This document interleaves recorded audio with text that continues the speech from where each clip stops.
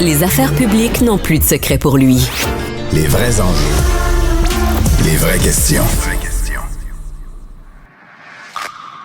Qu'est-ce qui s'est passé? Moi, je pense que c'est banal parce qu'on a confondu des affaires qui ne devraient être jamais confondues. Surtout, l'idée de se préoccuper de ce qui est fait et bien fait. Stéphane Bureau.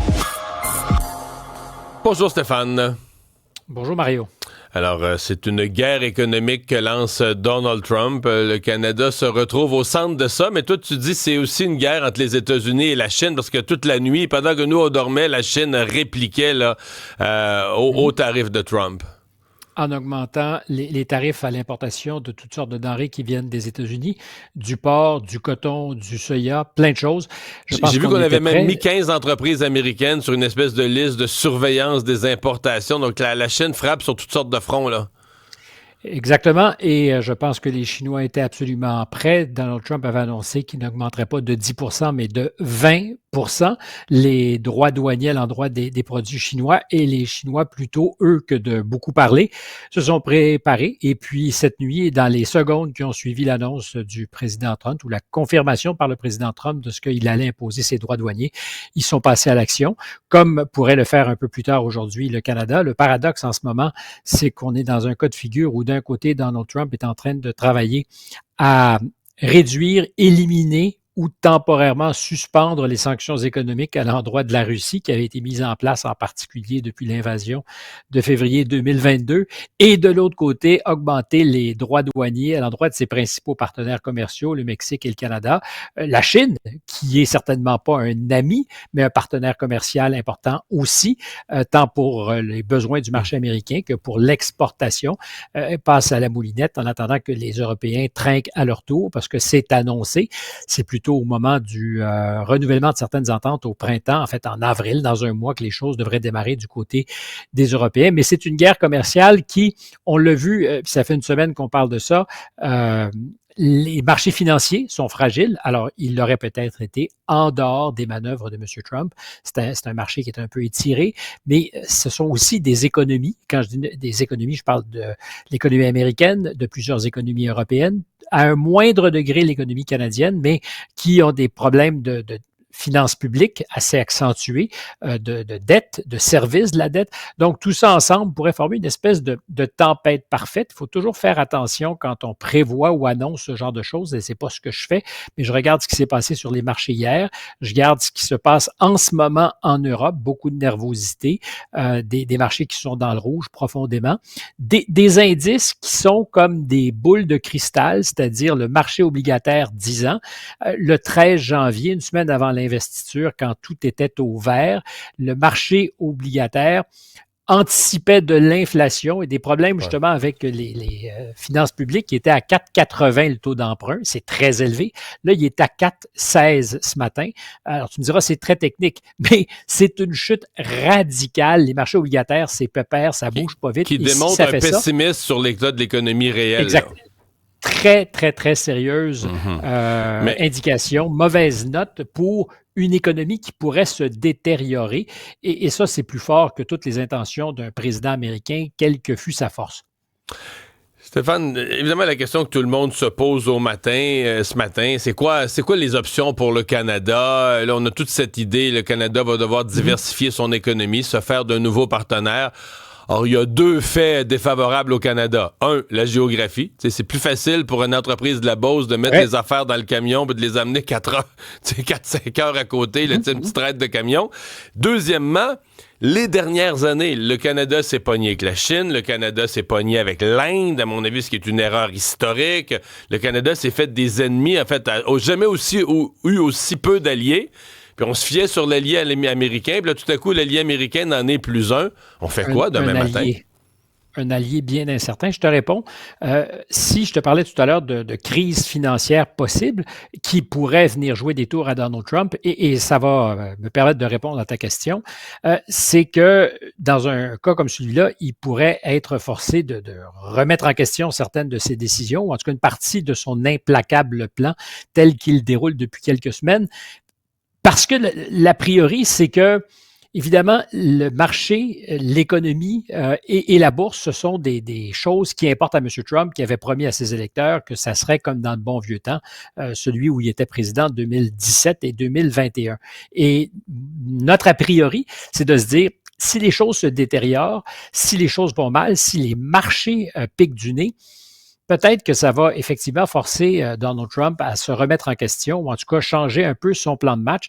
Alors, c'est mon hypothèse, c'est celle de beaucoup de monde, et ce qui ferait donc penser qu'il reviendrait en arrière ou serait tenté d'amender certaines des décisions, entre autres sur les droits douaniers, les tariffs, le plus beau mot, selon M. Trump, derrière Love, God and Family. Il faut remettre les choses. Going to be tariffs. Tariffs is the most beautiful word to me in the dictionary. On l'a. C'est comme si Dieu nous parlait. Oui, donc, exactement. Je te dis ça parce que les tarifs et tout ce qui est en train de mettre en place pourraient peut-être être suspendus s'il fallait que l'économie se mette à dézinguer. On n'est pas encore là, mais je lisais, c'est pas mon idée, Chamath Palihapitiya, qui est un milliardaire américain, mais qui est né au Sri Lanka et qui a passé une partie de sa vie à Ottawa, qui a été élevé à Ottawa, donc canadien en plus d'être américain, qui collabore beaucoup à un podcast qui cartonne très fort, qui s'appelle All In. Et Chamath Palihapitiya, cette nuit, faisait un petit tweet ou un X disant, compte tenu que la base électorale du président Trump, c'est de plus en plus des jeunes personnes, des personnes de la classe moyenne, sinon des gens à revenus relativement modestes.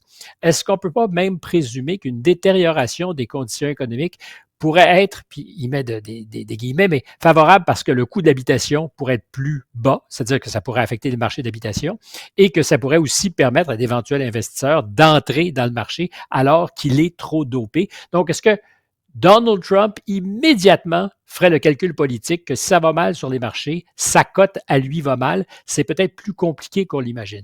Et pour le Canada, donc, est-ce que ça va durer? Est-ce que ça ne va pas durer, ce régime, ce traitement de faveur, alors qu'on a quand même une entente de libre-échange en bonne et due forme avec Donald Trump? Et est-ce qu'on a des options?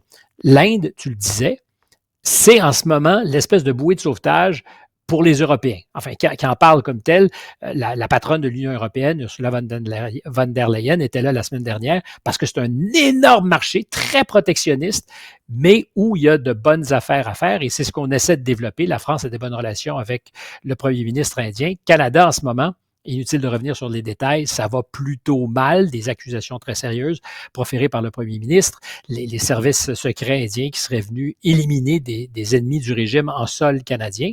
Alors, il y a l'Europe, parce que de plus en plus, on dit, est-ce que le Canada ne pourrait pas devenir même un membre de l'Union européenne? On a eu cette conversation. Je pense qu'on est loin de la coupe aux lèvres. Je ne suis pas sûr qu'on voudrait non plus se rallier à toutes les conditions. Mais c'est peut-être la première fois depuis longtemps que, en particulier en France, la ratification du traité de libre-échange, le CETA, qui a été mise à mal, le Sénat a voté contre. Ouais, ça pourrait devenir plus populaire, là. Exactement. Alors, l'Assemblée nationale va se prononcer peut-être au cours des prochaines semaines ou prochains mois parce qu'il y a peut-être une ouverture où on va dire, mais savez-vous finalement, avoir un deal avec le Canada, c'est pas la pire des choses. Est-ce que ça va remplacer pour autant le partenaire américain? On est loin du compte. Ce soir, on attend ce discours. Hier, M. Trump a promis un grand discours. Ce qui est, habituellement, on appelle ça le discours sur l'état de l'Union, mais là, comme c'est une année électorale que M. Trump est seulement au pouvoir depuis 2 ans, on fait une espèce d'équivalence, donc de grand discours au Congrès. Est-ce que tu penses qu'il va répéter ses rengaines habituelles, des thèmes connus, ou il va en profiter pour faire des annonces? Bien, si je me fie au discours de M. Trump depuis quelques semaines, il répète en général 3 affaires. Hein. Si j'avais été là, il n'y aurait pas eu d'inflation aux États-Unis. Si j'avais été là, il n'y aurait pas eu de 7 octobre. Si j'avais été là, il n'y aurait pas eu de guerre en Ukraine. Alors, est-ce qu'il va revenir sur ça? C'est clair, en tout cas, que si l'idée d'appuyer et de marteler un clou, c'est la bonne façon de faire passer un message en communication. Donald Trump travaille très fort à faire passer son message en communication. C'est vrai que c'est pas un discours sur l'état de l'Union. Je serais tenté de dire sans blague que c'est un discours sur l'état de la rupture.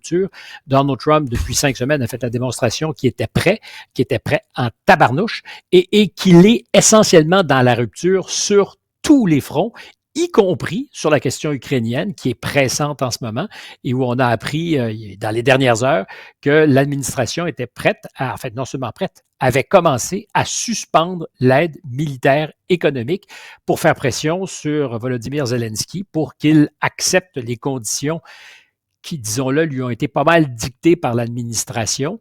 À moyen terme, ça va faire mal. Demain matin, ça ne changera pas grand-chose, mais très rapidement. Les Ukrainiens disent 30% de leur potentiel de défense est le fait des Américains. Je soupçonne que c'est un peu plus que ça, mais là où c'est critique, c'est pas tellement les systèmes d'armement, ils les ont, c'est les munitions, c'est les missiles, c'est les obus, et pour ça, ils ont besoin des Américains qui... Je pense aussi que c'est le renseignement, puis les satellites, puis toutes sortes de petites aides comme ça, pour savoir est où la cible. C'est une chose d'avoir un missile à tirer, mais c'est toujours le fun quand tu sais exactement où la cible pour pas le tirer à l'aveuglette. Et c'est majeur, et ça, le robinet, il se ferme en 5 secondes. C'est-à-dire que tu donnes ou pas l'information. Elle n'a pas à transiter par la frontière à bord d'un train. Le renseignement, c'est en temps réel. Puis évidemment, là où ils sont le plus vulnérables, c'est leur réseau Internet, qui pour beaucoup est le fait de Starlink. Donc Elon Musk, qui à ce jour dit « Je n'ai jamais menacé les Ukrainiens d'arrêter le service », mais une partie du service est fournie par le Pentagone qui paie Starlink et donc Elon Musk. Le Pentagone pourrait dire, nous, on a aussi fini de payer pour ça. Ça mettra les Ukrainiens dans une position extraordinairement difficile. Donc, pas cette semaine, mais dans 2 semaines. Je reviens à ce discours sur l'état de l'Union ou l'état de la rupture. On est pas mal dans ça, avec l'Ukraine, avec l'ensemble de la fonction publique américaine sur tous les fronts. It's a brave new world.